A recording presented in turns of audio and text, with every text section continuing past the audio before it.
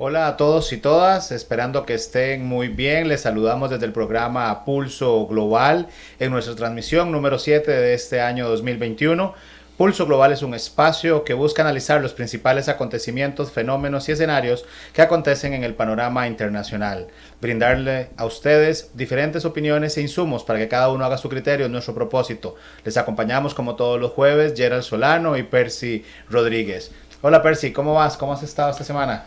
Hola Gerard, encantado de estar con vos de nuevo en este programa Pulso Global. Bienvenidos y saludos a todos a quienes nos acompañan. Bienvenidos y bienvenidas, porque hoy estaremos conversando sobre un tema bastante interesante que es ni más ni menos que las elecciones parlamentarias en El Salvador. Como todos ustedes saben, hace poco tenemos un presidente pues que ha tenido un índice de aceptación muy alto, que es el presidente Bukele. Y bueno, hoy vamos a hablar sobre las elecciones que se celebran este fin de semana y que podrían ser una especie de plebiscito o referéndum sobre su gestión. ¿Cómo lo ven en El Salvador? Hablaremos con un experto salvadoreño sobre este tema. Y bueno, aquí estamos, listos para comenzar, don Gerald.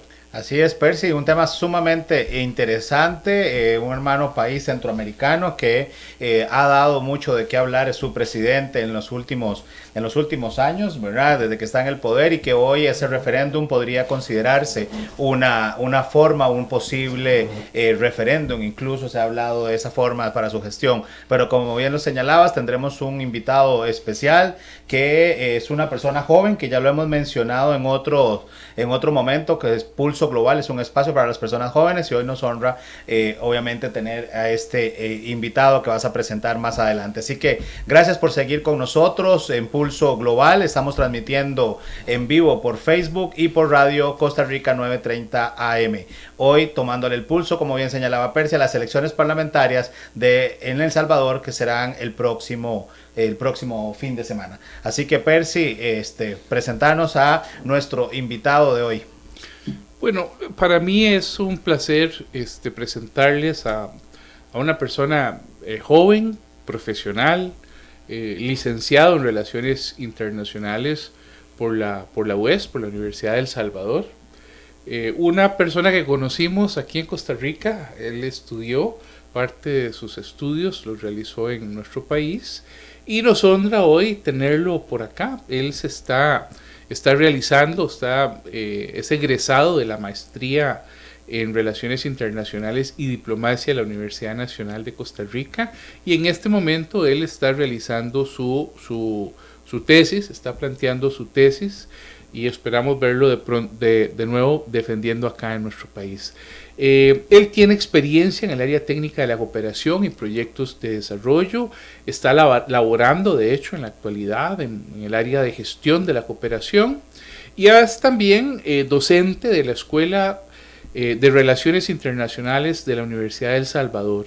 Tiene experiencia en investigación en temas de política internacional, geopolítica, desarrollo y otros temas propios de las relaciones internacionales. Entre los estudios complementarios que nuestro querido amigo Carlos Peña tiene, se encuentran algunos diplomados en geopolítica de los poderes emergentes por la Escuela de Relaciones Internacionales de la UNA. Además, gestión por resultados para gobiernos subnacionales por el BID, por el Banco Interamericano de Desarrollo, y Estado, Política y Democracia en América Latina por la Escuela de Estudios Latinoamericanos y Globales. Bueno, esto es un resumen de su extenso currículum que de alguna manera pues a Carlos lo hemos visto crecer, lo hemos visto superarse, siempre fue un excelente estudiante, un excelente profesional y hoy que lo tenemos pues como analista, pues nos honra tenerlo por acá. Sí es, Carlos, bienvenido a Pulso Global, transmitiendo en vivo por Facebook Live de nuestro programa y por Radio Costa Rica 930 AM. Buenas noches, Carlos, saludos a El Salvador. Buenas noches a todos. Bueno, a ustedes dos, un gusto volver a verlos, a saludarlos. Un abrazo a la distancia hasta Costa Rica, a todos los hermanos costarricenses también que nos escuchan y pues a las personas también que nos están viendo por Facebook Live. Un gusto para mí poder compartir con ustedes Ya hemos compartido en otros espacios, como bien lo mencionan, y siempre es un placer estar con ustedes. Carlos, contanos una cosa, ¿hace cuánto estás, antes de hacerte la primera pregunta formal, quisiera que nos contes un poquito, ¿hace cuánto estás en El Salvador? ¿Cuándo regresaste? Porque hace días que no nos vemos.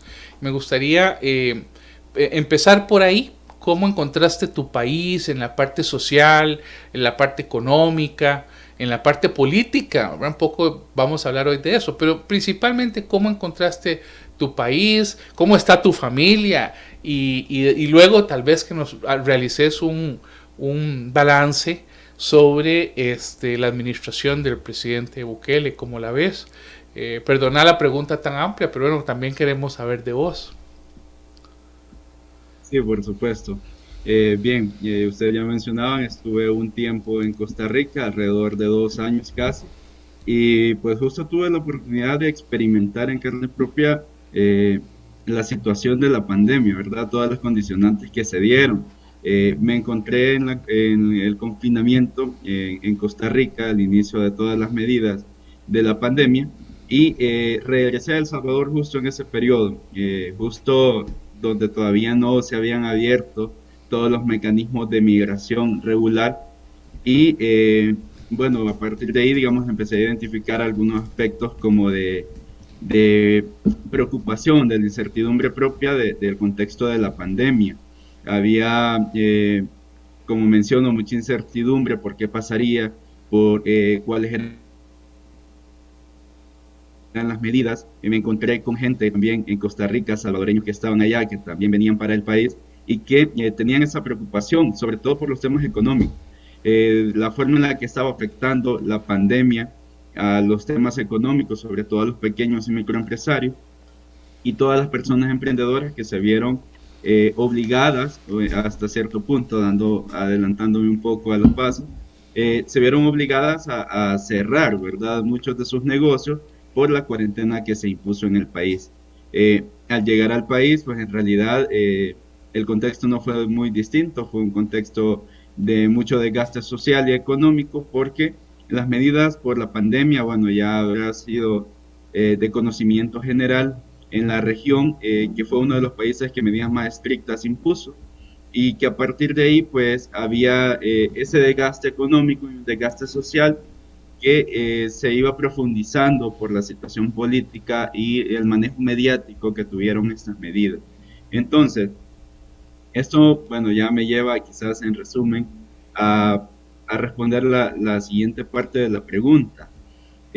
Un balance general que podemos mencionar del gobierno de Nayib Bukele, en un principio puede ser un tipo de pertinencia en sus políticas acompañado de un manejo mediático no siempre adecuado y de una organización un poco, digamos, un poco vulnerable, un poco débil cuando hablamos de este tipo de reacciones rápidas que se tuvo. El tema de la pandemia es un ejemplo claro, si bien era necesario y pertinente el tener medidas de aislamiento o medidas de confinamiento para prevenir los contagios, también se dieron una serie de acciones que forzaron a la sociedad a mantenerse en casa, no por voluntad, no por formación o información sobre la pandemia, sino que a partir de un bombardeo mediático y de políticas que pusieron incluso a los militares en el país.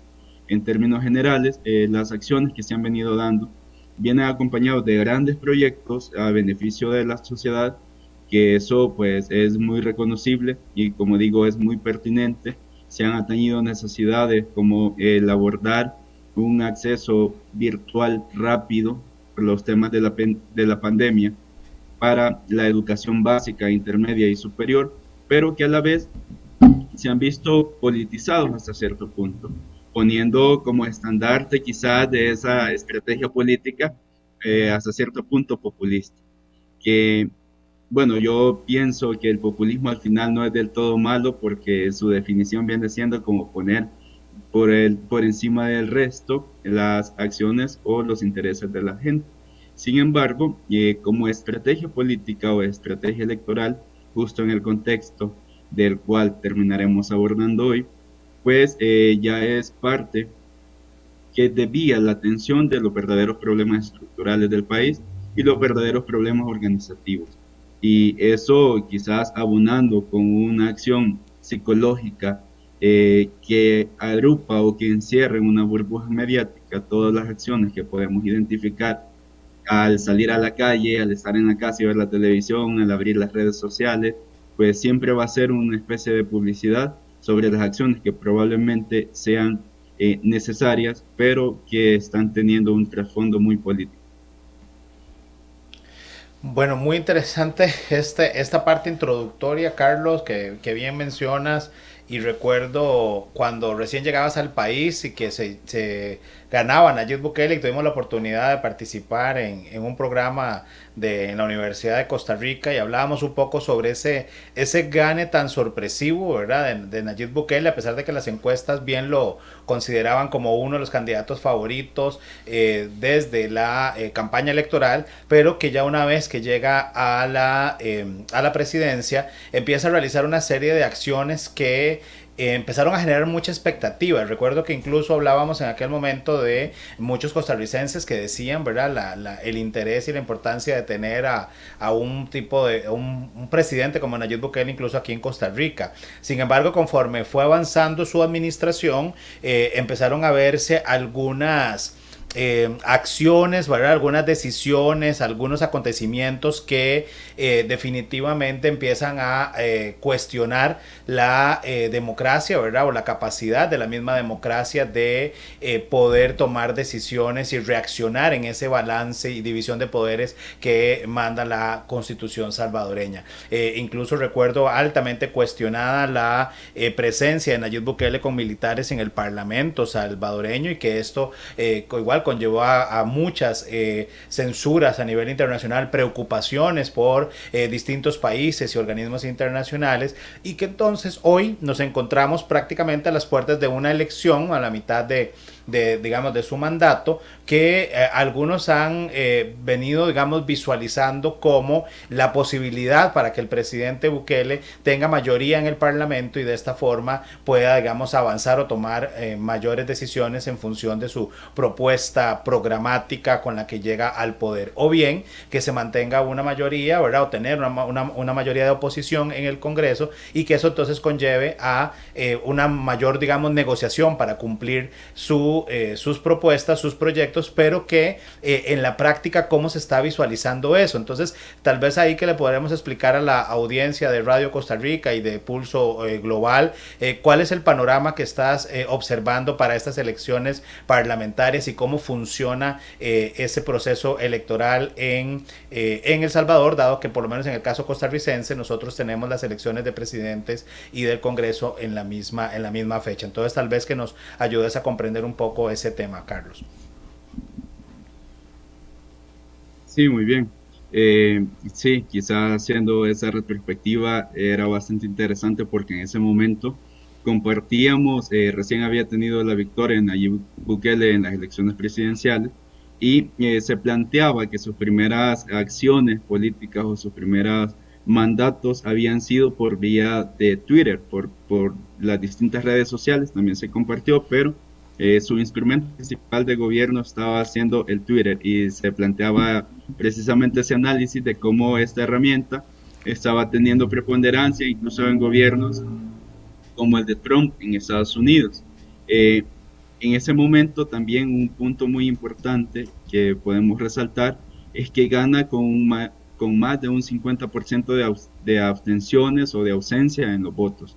Eso ya empieza a nosotros a plantearnos un panorama de lo que estaban lo que estaban siendo en ese momento las elecciones en El Salvador y lo que venían siendo desde años anteriores, porque en años anteriores se había tenido un porcentaje de participación al menos de un 46% o un 52% en las últimas presidenciales y que se viene a ver respaldado en esa época.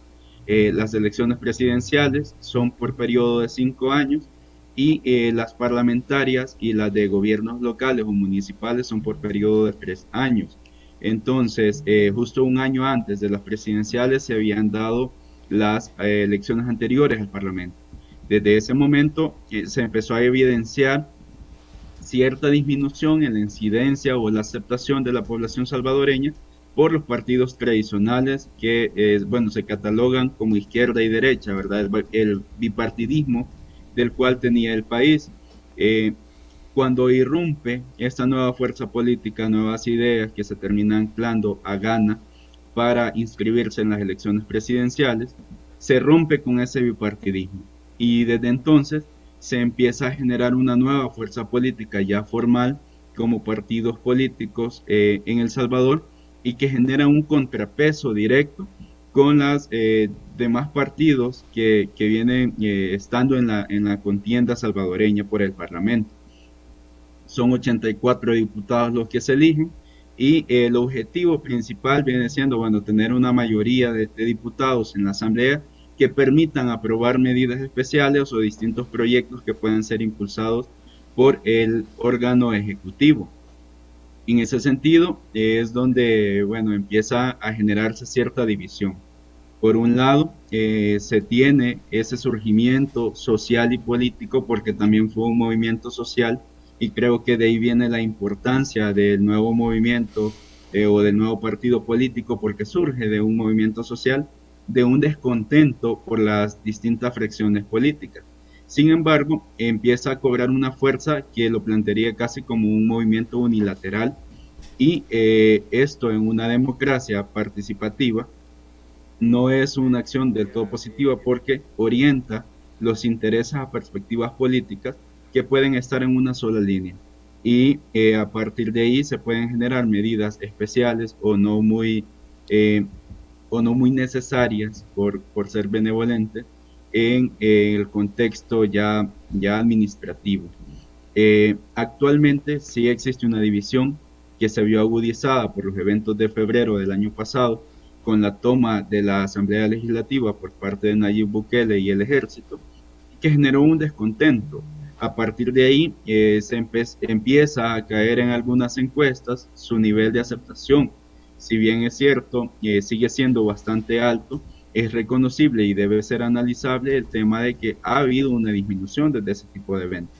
Se llega a la época de la pandemia, y estas medidas restrictivas que obligaron al confinamiento, obligaron a estas medidas de cuarentena, y la generación de estos centros de contención, esa especie de albergues donde iban recluyendo a cada persona que estaba en las calles, también generó descontento, porque se acusaba de que no se tenían las medidas necesarias de seguridad ahí, y pues las encuestas empezaron a bajar. No drásticamente, pero sí un puntaje considerable. Entonces, esas elecciones se plantean como una división de fuerzas, donde ahora ya el bipartidismo ya está roto desde hace casi 2 años, pero que todavía es una fuerza presente y que puede generar un contrapeso importante en la política salvadoreña de cara a la toma de decisiones futuras, o de cara a mantener ese equilibrio entre los poderes del Estado. Vamos a ver si comprendemos cuál es la situación.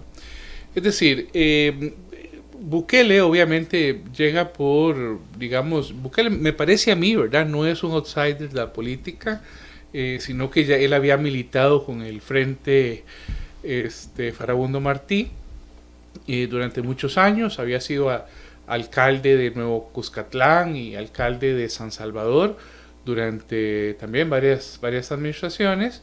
Se lanza a la presidencia y le gana a los 2 partidos tradicionales. El partido Arena era un partido, digamos, muy vinculado a las derechas o al centro derecha, al empresariado, y por otra parte el partido, el FMLN, ¿verdad? El Frente Farabundo Martí para la Liberación Nacional, que es el partido que había participado en la revolución, ¿verdad? Era el partido, digamos, que estaba en la guerrilla, y que ha colocado, me parece, dos presidentes, últimamente 2 presidentes, Salvador Sánchez Serén, y me parece que hubo otro presidente anterior, por esa agrupación política. Ya venía un desgaste de Arena y el Frente, aparece Bukele toma el poder con un 53% de los votos, pero lo que se dice es que la popularidad que tiene es muy grande o ha sido muy grande.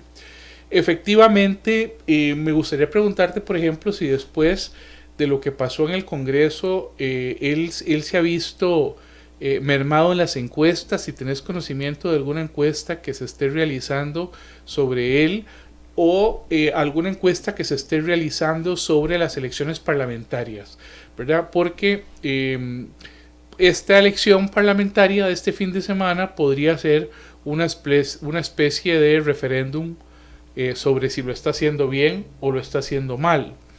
Es una especie de podría ser incluso un referéndum de que la popularidad que tenía tan alta a partir de los conflictos, digamos, que ha tenido con la Asamblea Legislativa, pues tal vez su popularidad ha disminuido en rédito, por supuesto, de las otras agrupaciones políticas. Yo recuerdo, por lo menos, que en el ámbito judicial, la Sala de lo Constitucional pues había planteado que se debían suspender los actos de cualquier norma o acto que fuera consecuencia del acuerdo que había sido impugnado cuando Bukele se plantó con los militares y las fuerzas policiales frente al Congreso, ingresó en el Congreso, la imagen que tenemos era sentado en la presidencia del Congreso.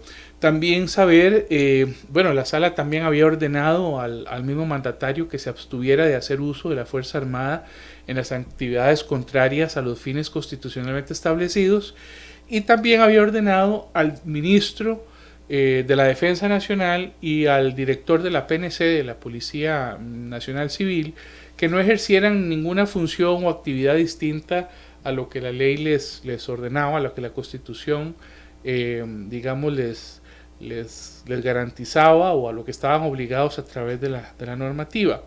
Entonces uno estaría observando una situación, digamos, internacional también compleja, porque algunos medios internacionales, digamos, han hecho una serie de declaraciones. Permíteme nada más para indicar algunas. Por ejemplo, la Comisión Interamericana de Derechos Humanos, replicada por la agencia de noticias DW, dice que la Comisión Interamericana de Derechos Humanos está preocupada por el acoso contra la prensa en El Salvador, y quería preguntarte si sabes algo de eso. También Bukele ha dicho no podemos confiar en los medios internacionales, y denunció también hace unos días la posible intención de un golpe parlamentario. Así que en ese marco quisiera pues preguntarte, un marco muy amplio, perdona, pero digamos, sintetizando así, las elecciones podrían ser un referéndum, ¿verdad?, para él. ¿Y qué está pasando? Si hay alguna encuesta, ¿qué sabes sobre esa situación? ¿Qué se sabe sobre esa situación? Vos que estás allá en El Salvador. Muy bien, sí, son como bastantes cosas para resumir.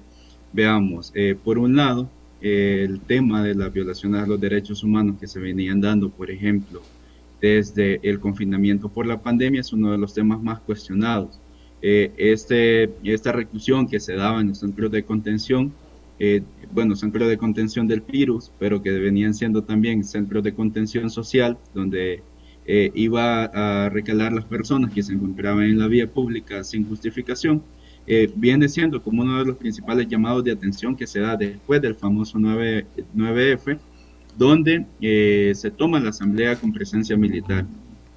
En ese momento, una opinión que yo podría generar es que esta toma de la asamblea no era otra cosa más que una demostración de poder, una demostración de fuerza popular, porque se vio además acompañado de una gran cantidad de personas de la sociedad civil que se movilizó desde todos puntos del país para acompañar esa presencia en la Asamblea Legislativa. Ahora bien, a partir de ahí se le empieza a generar distintos cuestionamientos.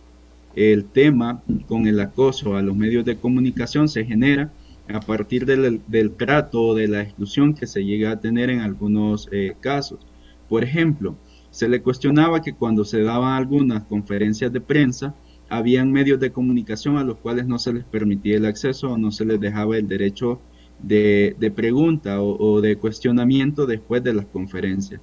Se daba una selección muy específica sobre las preguntas y hasta cierto punto se le acusó de que el tipo de respuestas que brindaba, más que aclaraciones, eran ataques contra la credibilidad de los medios. Medios bastante posicionados como el Faro vienen a ser, vienen a tener cierto detrimento por parte de las declaraciones del presidente, lo cual se cuestiona como un atentado o una condicionante contra la libre expresión, ¿verdad? De esa, bueno, independientemente de las perspectivas que los medios de comunicación pudiesen plantear, si fuesen o no del agrado de la mayoría o de las personas, todavía sigue siendo parte de la libre expresión. Y estas venían siendo como la denuncia. ¿Podría ser un referéndum o no? Diría que sí. Yo diría que sí puede ser un referéndum en la medida de la participación. Si se da la suficiente participación en en las elecciones, podríamos hablar de una verdadera aceptación o negación o la disminución de estos indicadores de aceptación para Nayib Bukele. Ahora bien, respecto a las encuestas, sí han venido disminuyendo. Por ejemplo, algunas que señalaban la aceptación que tenían sus políticas sociales pasaron de un 97% a un 92% según la UCA, la Universidad Centroamericana. Esta misma universidad hace un tiempo, bueno, hace como un mes, si mal no me equivoco, lanza una nueva encuesta donde tenían la percepción de confianza con los partidos políticos. Actualmente, Nayib Bukele, bueno, viene siendo como el líder de, eh, de este partido político, Nuevas Ideas, que es la fuerza social, bueno, el movimiento social y político con el que irrumpe antes de las elecciones, a pesar de que, como ya bien Percy lo exponía, no se lanza a la presidencia por ese partido, sino que por Gana, pero quien hacía él políticamente del FMLN. Ahora bien, según esta encuesta de percepción ciudadana o de confianza ciudadana, un tema que a mí me llama bastante la atención es el aspecto de la corrupción. Por un lado, tenemos que existe un 44.1% de confianza de las personas encuestadas sobre de cara al futuro de las elecciones de Nuevas Ideas. Sin embargo, todavía hay un 34.9% de personas que consideran muy poca confianza a él. Quiere decir que ese 34.9% considera que el partido Nuevas Ideas puede tener una representatividad en los índices de corrupción bastante significativo. Esto viene quizás en parte por el tipo de transparencia o por estos temas que se vienen dando frente a los medios de comunicación o esas condicionantes que se le plantean a los medios de comunicación, pero que ahora se van a ver representadas por los diferentes candidatos al Parlamento, a la Asamblea Legislativa o a los gobiernos municipales, en los cuales ahora sí ya tiene participación propia como partido político. Ahora bien, como repito, esto podría ser un referéndum de aceptación general de la población o una muestra en realidad de democracia a partir del nivel de participación que se vaya a tener. Si los indicadores siguen igual que los años anteriores, en los cuales se venía disminuyendo de un 4 a un 6% elección tras elección respecto a la participación ciudadana, podríamos quizás no hablar de una muestra real de aceptación. Sin embargo, esto también se ve condicionado desde mi punto de vista por la información adecuada que se está generando por los medios de comunicación. Una de las debilidades que se pueden identificar en estas elecciones es que se carece hasta cierto punto de propuestas reales y se dedica, o más bien se ve orientada a una confrontación política. A partir de ahí también se da un movimiento que, bueno, genera como detención a los discursos de odio, por ejemplo. No más discursos de odio en el país porque está generando mayor división política y sobre todo esto podría desencadenar alguna especie de crisis social. El panorama de cara a las elecciones es un panorama convulsionado, pero también habría que ver la forma en la que se comportan después de las elecciones a partir de la aceptación de resultados. Sí, estamos en vivo en Pulso Global a través de Facebook Live y Radio Costa Rica 930 AM. Saludamos a César Poblano desde México, quien nos envía saludos, así como a la doctora Sara Quiroz también desde el Estado de México. A Bernardo Valdivia, quien nos saluda desde Bolivia, ¿verdad? Nos saluda también Paola González desde Guatemala. Muchas gracias por estar con nosotros y dejarnos sus preguntas. Carlos, hay algunas preguntas interesantes en redes sociales que voy a aprovechar de hacerla antes de la que tenía planeada. Andrés Rojas Chinchilla nos dice, buenas noches, ¿cuáles son los temas que destacan en la palestra política en estas elecciones parlamentarias en El Salvador? ¿Sigue siendo el problema de inseguridad asociado a las pandillas un tema presente en las agendas electorales de los partidos? Saludos cordiales. Y Eladio Mancía dice un saludo fraterno, es Iner Mancía, coordinador de cooperación internacional de la plataforma Espacio Global, quien quiere preguntar cuál será el impacto que generaría la democracia en El Salvador al ganar la mayoría de diputados por parte del partido Nuevas Ideas, como las encuestas lo proyectan. Entonces, si querés, Carlos, más bien con esas dos preguntas antes de la que yo tenía preparada. Muy bien, muchas gracias a todas las personas que nos acompañan y que comparten sus interrogantes.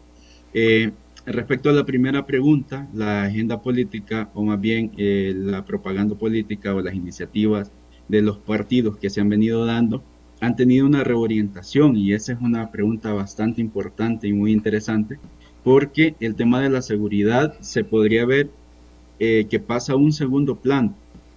El tema que ahorita es de mayor importancia para las distintas agendas de los partidos políticos viene siendo el tema de la corrupción. Precisamente por eso les mencionaba como esos datos de la confianza que existe o la perspectiva de posible corrupción de los partidos políticos, porque se viene acusando desde esta perspectiva de confrontación entre partidos políticos el tema popularmente entendido como, bueno, aquellos hicieron más, aquellos hicieron menos, y se confronta a una serie de acciones sociales o programas sociales que viene teniendo este gobierno, como dije a un principio, de una forma muy pertinente y necesaria, pero que se utiliza como una herramienta política para confrontar o comparar respecto a las acciones de los partidos anteriores. Más que propositivas, estas elecciones o esta campaña política que se ha generado en estos últimos meses viene siendo más una especie de comparación retrospectiva y prospectiva a la vez, porque estamos planteando alternativas como, bueno, desde el discurso popular de qué habría hecho X partido político en la pandemia, o también hubo represión en otros gobiernos, etcétera, etcétera. Sin embargo, se están dejando agendas muy importantes. Una agenda política que está manejando la oposición a la línea política de Nayib Bukele es el tema de la deuda, que se está generando a partir de distintos préstamos que se han dado para sostener tanto las medidas sanitarias o de bioseguridad durante la pandemia o durante la cuarentena, o bien estos programas sociales que se están dando. Bueno, ahí vemos en pantalla, por ejemplo, el tema del FODE, que está haciendo un cuestionamiento bastante importante y que se reclama como ley. Bueno, de hecho es ley y está siendo también una de las herramientas de la oposición política del partido de Nuevas Ideas, el partido de Nayib Bukele. Y por otro lado, pues se retoman todos los casos anteriores de corrupción. Partimos esta sesión diciendo que en realidad llega al poder precedido de un gran desgaste de los partidos políticos tradicionales, AREN y el FMLN, y eso mismo está siendo el estandarte de esta campaña. Está siendo, al igual que en las campañas presidenciales, una situación en la que ahora se acusa a los diputados de la oposición de impedir que se desarrollen las políticas o propuestas correctas. Y toda aquella acción, prueba y error que se está dando, se condiciona a que si ese error viene siendo culpa de la oposición. Y por otro lado, por supuesto, ya por el lado de la oposición, esa agenda, como les menciono, viene siendo respecto a la contraloría de estas políticas, respecto a la transparencia de las políticas, la cual también es un derecho de todas y todos conocer. Ahora bien, el impacto de la democracia. En El Salvador, bueno, no, tenemos una democracia representativa, en la cual viene siendo una cuasi democracia para muchos analistas nacionales, porque, bueno, las elecciones son limitadas a las propuestas de cada partido político y no más allá de lo que podría ser una elección directa como en otros países o propuestas más abiertas, por decirlo así. Las consecuencias de la democracia pueden ser en el tema del equilibrio de poderes.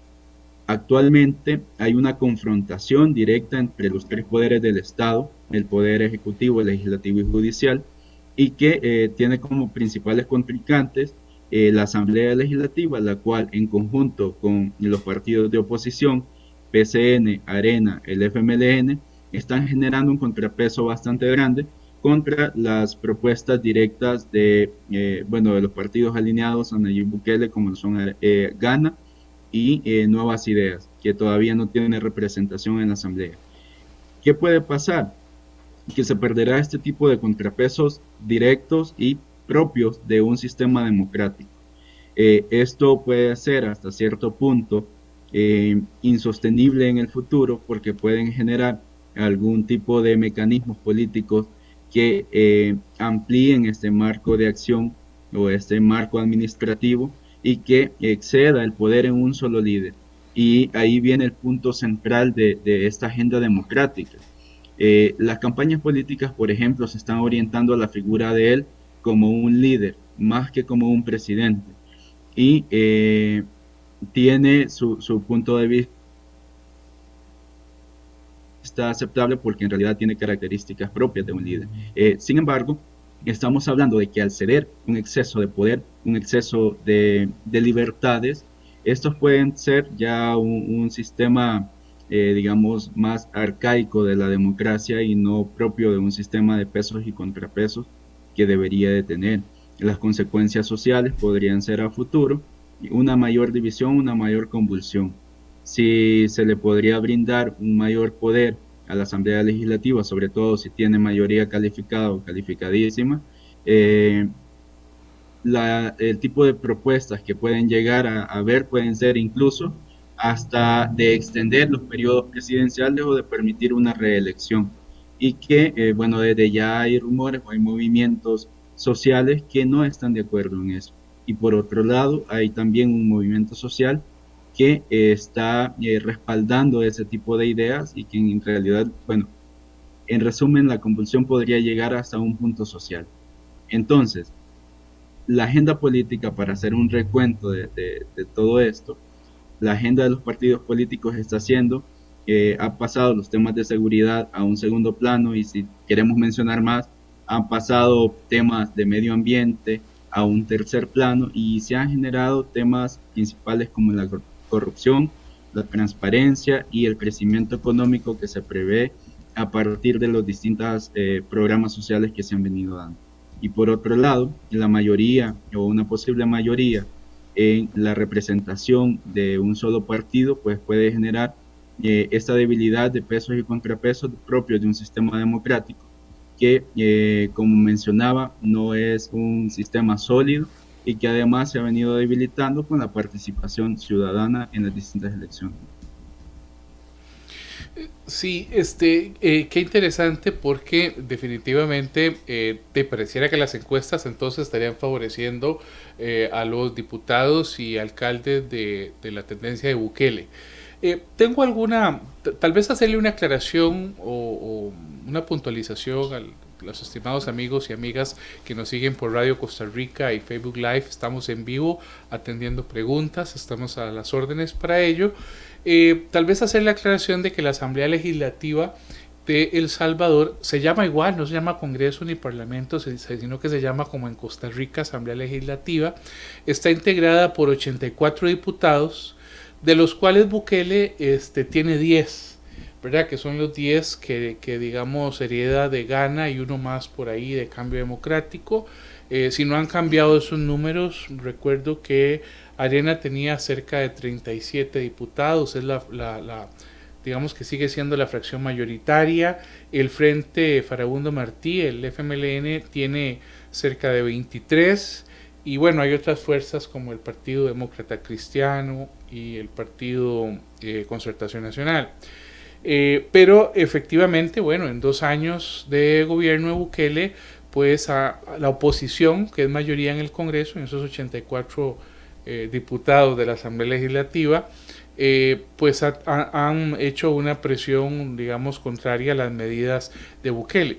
Bueno, pues no en vano Bukele les quita un espacio que tenían, ¿verdad? Que era precisamente el poder repartido entre esos dos partidos. En temas de corrupción, la corrupción en El Salvador, digamos que había salido a los medios alguna polarización que existía entre la Sala de lo Constitucional y el gobierno. Recuerdo el tema de la amnistía, por ejemplo, o también el caso de la Fiscalía, Douglas Meléndez enfrentado completamente al gobierno por un tema de presupuesto, que le quitaban el presupuesto a la Fiscalía. Los casos de Elías Antonio Saca de Arena, ¿verdad? Que fue un caso de corrupción muy mentado, de Francisco Flores del Frente y de Mauricio Funes también del Frente, me parece. Es decir, han sido temas que han golpeado severamente, digamos, ese escenario que vos estás planteando, y que por supuesto deja grandes preocupaciones. Ahora, yo quería hacerte una preguntita que tiene que ver con el tema de seguridad. Yo recuerdo que hace unos años había habido un decreto ejecutivo que permitía el uso del ejército para combatir el tema de la seguridad. Recuerdo también que la Asamblea Legislativa lo autorizó, y quería preguntarte si ese decreto estaba vigente, es decir, si todavía se está usando, además de la PNC, de la parte de la Policía Civil, Nacional Civil, si también se estaba utilizando el ejército en medidas, digamos, de seguridad policial o antimara, si se quiere. Es una duda que tengo, ¿verdad? Dado ese comportamiento contrario a la que ha tenido la oposición, pero bueno, no sé si en el tema de seguridad sí se han logrado poner de acuerdo. Sí, en efecto, ese decreto sigue vigente. Ese decreto se da hace ya varios años, en el cual se catalogó básicamente a los grupos pandilleriles como grupos terroristas, y esto es lo que facilitó, al cambiar el concepto que se tenía de estos grupos delincuenciales, facilita el acceso, o más bien la intervención del ejército en los temas de seguridad interna. Si bien la Constitución de El Salvador decreta que el ejército tiene que ser, su función tiene que ser el resguardo de la soberanía nacional y la protección de sus límites territoriales, se da un cambio y se da un giro, y se tiene que esos grupos vienen a ser grupos terroristas que atentan directamente contra la soberanía estatal o contra el libre ejercicio de los derechos ciudadanos. Este decreto, se mantiene y se agudiza en algunos puntos cuando se decretó, por ejemplo, estado de emergencia durante la pandemia, y se le da más libertad al ejército. Aquí quizás un punto que podemos apuntar también como clave e interesante es que desde la entrada del gobierno de Bukele se le aumentan las prestaciones al ejército y a la Policía Nacional Civil, lo cual genera una sinergia bastante importante entre estos órganos de seguridad y el órgano presidencial, el órgano ejecutivo. Y esto permite que a ciegas, se generen o se acepten algunas medidas que pueden ir desde labores sociales, como entrega de paquetes alimenticios o entrega de algunos aspectos ya propios de políticas sociales, y que el ejército es la principal cara de estas acciones, hasta labores de salvataje o de primeros auxilios o de respuesta en emergencias, que aunque ya habían venido siendo temas para los cuales la Fuerza Armada estaba teniendo participación, ahora lo hacen con mayor protagonismo. Pero ese vínculo sí sigue vigente, se sigue manteniendo el rol que está teniendo tanto el Ejército como la Policía Nacional Civil en todos estos aspectos de seguridad, porque bueno, en principio el tema de las pandillas no es un principio solucionado y que vino siendo como el detonante del famoso 9F, de la llegada de Nayib Bukele con el Ejército a la Asamblea Legislativa. Seguimos en vivo en Pulso Global a través de nuestro Facebook Live y Radio Costa Rica 930 AM. Hoy con Carlos Peña Mengíbar, licenciado en Relaciones Internacionales, que nos acompaña desde El Salvador. Carlos, el Democracy Index publicado por The Economist coloca únicamente a 3 democracias latinoamericanas como democracias plenas. Quien encabeza este índice es Noruega, ¿verdad?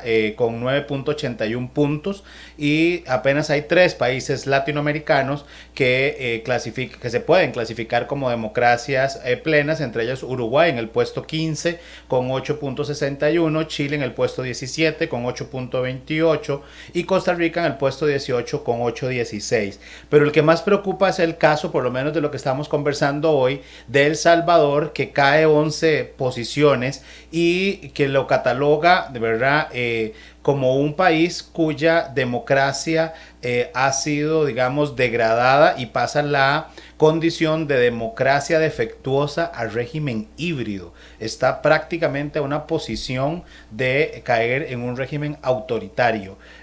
¿Cómo evalúas esta degradación? ¿Consideras que podría tener algún impacto, alguna implicación en el proceso electoral que veremos el fin de semana? Creería que quizás hasta esas instancias todavía existe cierto margen de acción legal y ciudadano para poder limitar esas acciones o esa caída en el sistema democrático. ¿A qué podría deberse esto hasta cierto punto? Estoy, digamos, teniendo una perspectiva afín de lo que plantea el índice de democracia y esto viene acompañado de los elementos que veníamos mencionando, de la acusación de los medios de comunicación de limitar su derecho a la libre expresión y a la participación en temas políticos o de investigación de cara a la transparencia ciudadana, y por otro lado, pues una serie de medidas restrictivas que se venían dando. En ese panorama retomamos el papel que ha tenido el ejército, que no es propio de un sistema democrático pleno, y el rol protagónico de las fuerzas armadas, las fuerzas militares, no es parte de una democracia que tendría que tener como protagonismo o como protagonistas principales al pueblo o a la ciudadanía como tal. En ese sentido, bueno, se evidencian ese tipo de degradaciones a la democracia y que se acompañan con la poca participación política que hay de la ciudadanía. Como precedente del por qué no es una democracia plena, aún desde años anteriores, es porque es una democracia bastante partidaria. La participación política se limita a las propuestas partidarias que tiene el país y no a una elección directa de candidatos desde las bases o desde las primeras propuestas. El proceso viene de un nivel interno, se dan elecciones dentro de los dentro de los afiliados de los partidos políticos y salen las propuestas a la luz. Y a partir de ahí, esas opciones que quedan son las opciones que quedan para elección ciudadana. Y hay un caso curioso, por ejemplo, en ese tema, y en las elecciones presidenciales pasadas se decía que partidos como Arena tenían mayor simpatía por las personas que no fueron electas, en ese caso Javier Simán, y por el caso del FMLN teníamos a Hugo Martínez como alternativa y a Julio Martínez. Entonces había una lucha de simpatía que al final pues fue una elección directa por los partidos políticos y que limita la participación ciudadana de una forma más extensa. Pero el rol de las Fuerzas Armadas en las acciones políticas ya nos aleja de la conceptualización de la democracia, de esa perspectiva de la teoría política democrática, nos aleja en realidad este tipo de intervenciones porque se limita la participación ciudadana aún más a solo comicios presidenciales o legislativos, sino que también al ejercicio público de la política. Y hay un amedrentamiento en esta polarización que se genera. Si anteriormente había polarización entre izquierda y derecha, actualmente la sociedad está más polarizada porque se promueve este tipo de perspectivas un poco confrontativas y de odio que limitan la libre expresión no solo de los medios de comunicación, sino también de la sociedad, donde las personas pueden tener incluso cierto temor a expresar su simpatía política por temor a la confrontación del vecino en las redes sociales o incluso en panoramas académicos respecto a esta confrontación de ideas. Y eso pues puede justificar precisamente que se está cayendo en este bache democrático y que podría haberse agudizado si se pues que si esta fuerza se vuelve totalitaria en cuanto a la autoridad de una sola figura o un solo gobernante. Claro, seguimos en Pulso Global, transmitiendo desde Radio Costa Rica y Facebook Live. Carlos, digamos que hay una serie de datos y de preocupaciones que uno mantiene con relación, digamos, a los gobiernos populistas. Recordemos que el gobierno populista también está basado en lo que se ha llamado la famosa tríada perversa, es decir, hay elementos de una especie de salvador que habla en nombre del pueblo, pero que tiene enemigos, digamos, que se crea un enemigo común y a partir de ahí, digamos, hay una trama de discurso que se arma alrededor del líder carismático. Yo quería preguntarte si ese discurso con el que él comenzó, con el que Bukele comenzó, aquella famosa orden que dio al INJUVE, el discurso que dio en la ONU, diciendo que la ONU era obsoleta, cuando le ordenó a los ministros y a la empresa de telecomunicaciones que le daba 1 o 2 días para eliminar la señal de las cárceles, cuando dijo que iba a nombrar 1000 policías, ese tipo de cosas, ¿sigue funcionando así? Saludamos a Jessica Sánchez, quien dice nos saludos desde Nicaragua, a Bernardo Valdivia y a Génesis Abarca desde Maryland, Estados Unidos, quien te saluda. Carlos, como en 30 segundos, porque estamos ya cerrando el programa. Sí, muy bien. Ha dado un pequeño giro a ese tipo de acciones. Primero porque se ha limitado un poco su participación mediática. Es decir, ya no hay conferencia de prensa semanal o cadenas nacionales semanales, sino que se está limitando al uso de redes sociales, que ya no es una acción tan constante. De cara, podríamos ponerlo así, es un punto de vista personal, de cara a las elecciones presidenciales, este tipo de discurso ha cambiado a la presentación de nuevos proyectos que, insisto, son pertinentes y necesarios, pero que están en un contexto que puede ser visto desde diferentes puntos. Y ha cambiado este tipo de discursos o este tipo de accionar en cuanto a sus órdenes y en cuanto a su personalidad respecto a la presentación de nuevos proyectos y estas nuevas programas para la población, que viene siendo nada más un mensaje, bueno, que viene siendo acompañado de un mensaje de estamos proyectando más allá de la oposición. Bueno, Carlos, muy agradecidos en estos 5 segundos. Quiero darte las gracias por acompañarnos, a todos los que están a través de nuestro Facebook y por Radio Costa Rica. Los esperamos la próxima semana en un programa más de Pulso Global. Gracias por estar con nosotros y un abrazo hasta El Salvador. Chao, Carlos. Buenas noches a todos. Buenas noches. Gracias a ustedes.